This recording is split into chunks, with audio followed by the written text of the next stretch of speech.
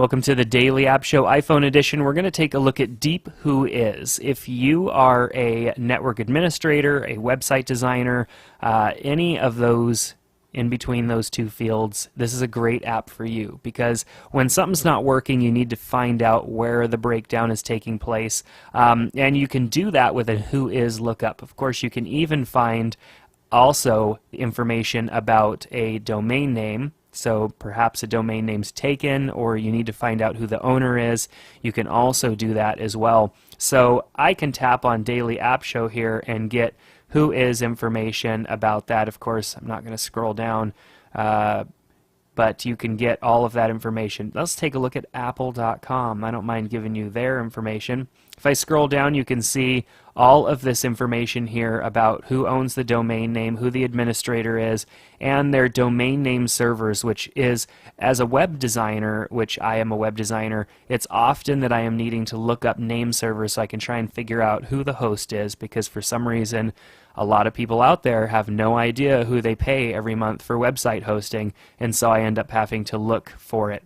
Now I can copy the Whois information or send it, and using, of course, sends it in an email, copying adds it to the clipboard so I can go and paste it perhaps into a note app or something like that, maybe Evernote, so it makes it really easy for you to get this information and go and save it. So it's nice to have a tool like this. You can obviously look up by host name or IP address. Host name meaning the domain name, the .com, .net, .org, any of those, and then the IP address meaning, you know, the IP address, which you probably would be less likely to have if you were doing a Whois lookup. So right here I can delete and clear these hosts that I have looked up already.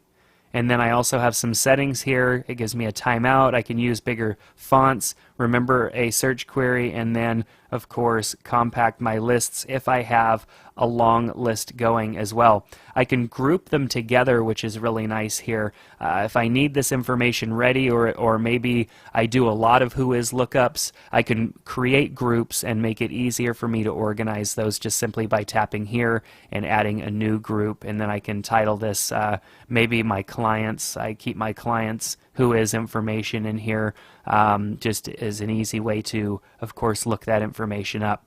Is one of the first things I look at if a website just is unresponsive altogether, I can't find it, is I go into a Whois just to make sure something hasn't changed, especially when my client calls and says my email and everything is down.